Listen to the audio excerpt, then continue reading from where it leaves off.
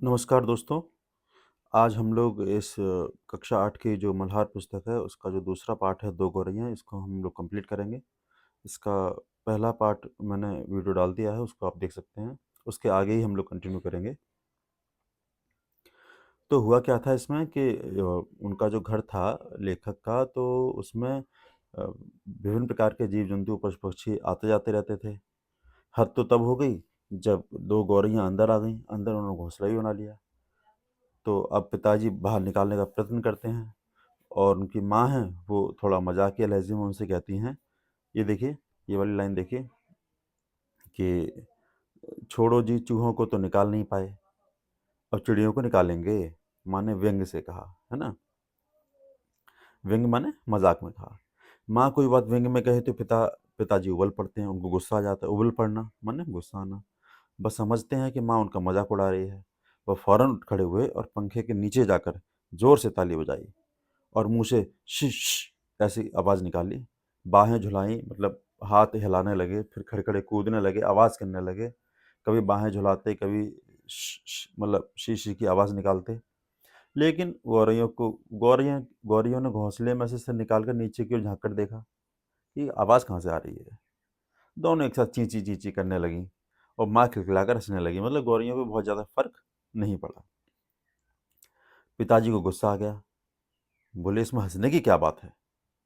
माँ को ऐसे मौक़ों पर हमेशा मज़ाक सूझता है। हँसकर बोली, चिड़ियाँ एक दूसरे से पूछ रही हैं कि यह आदमी कौन है और नाच क्यों रहा है? माँ ने जो है मज़ाक किया। तब पिताजी को और भी ज़्यादा गुस्सा आ गया और वह पहले से भी ज़्यादा ऊँचा कूदने लगे, निकालने के लिए उसको। गौरैया घोंसले में से निकलकर दूसरे पंखे के डैने पर जा बैठी। डैने माने जो पंखे की पंखुड़ियाँ होती हैं, जो विंग्स होते हैं, उनको डैना बोलते हैं।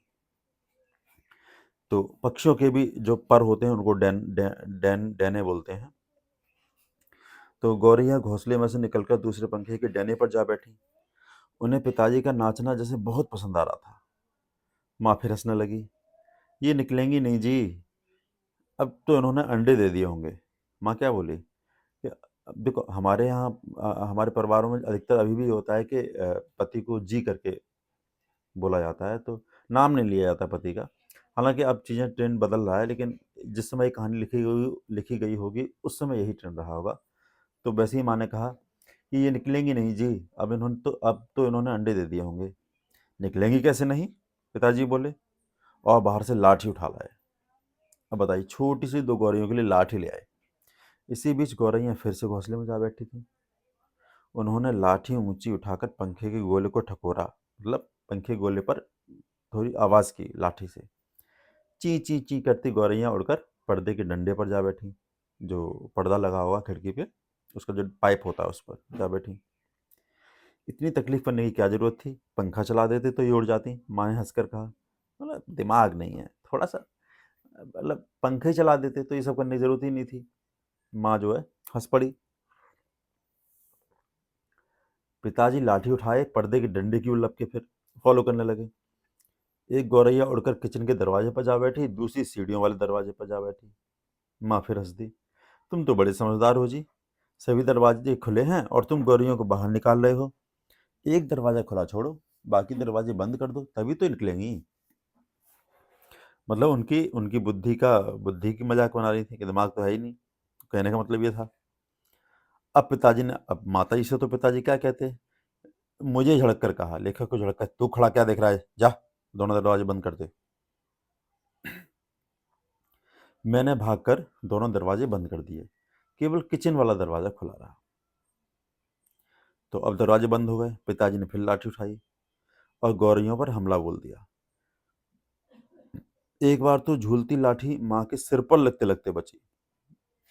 मजाक करते करते बेचारी लग जाती तो दिक्कत हो जाती। ची ची करती चिड़ियाँ कभी एक जगह तो कभी दूसरी जगह जा बैठती। आखिर दोनों किचन की ओर खुलने वाले दरवाजे में से बाहर निकल गई। मतलब बाहर निकल गई, चलो ये आदमी ज़्यादा ही परेशान कर रहा है।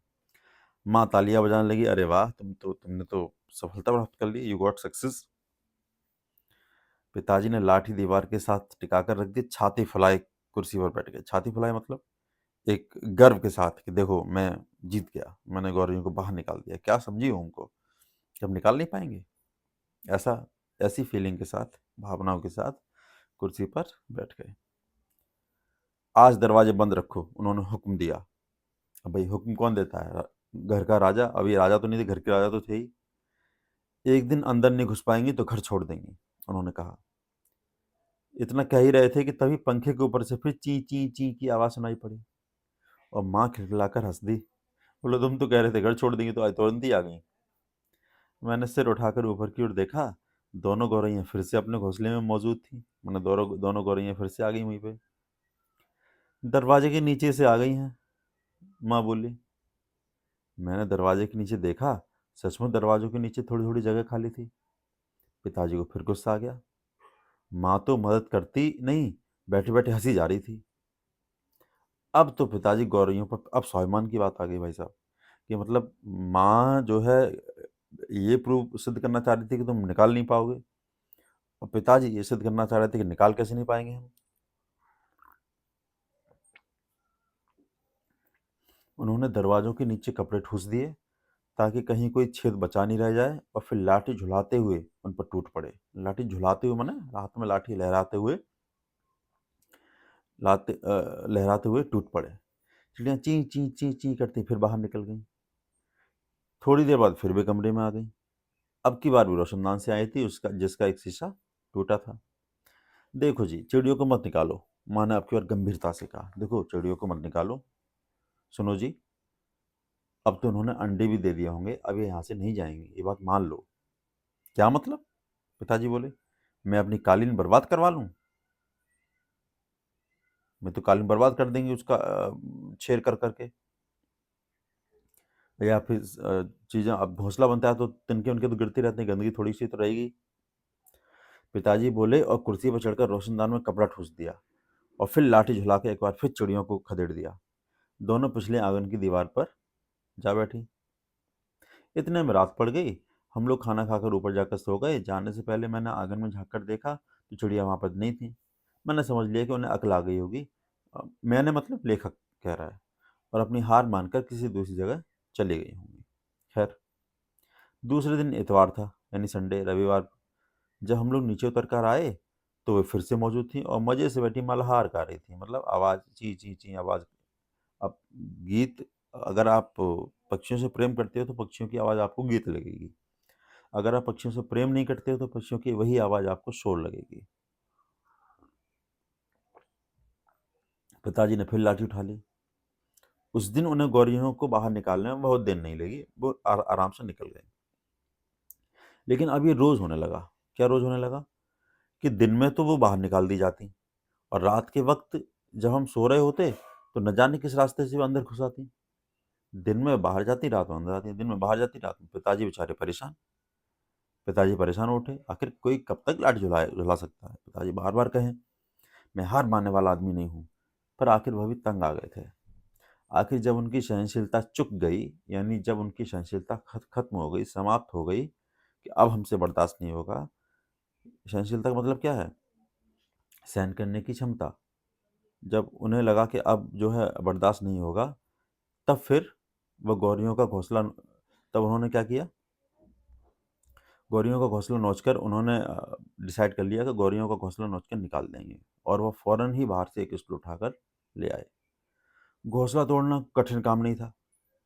उन्होंने पंखे के नीचे फर्श पर स्टूल रखा और लाठी लेकर स्टूल पर चढ़ गए। किसी को सचमुच बाहर निकालना हो तो उसका घर तोड़ देना चाहिए, उन्होंने गुस्से से कहा। बेटा घर ही तोड़ देंगे, कहाँ आओगी तुम? बताओ कैसा निर्णय था?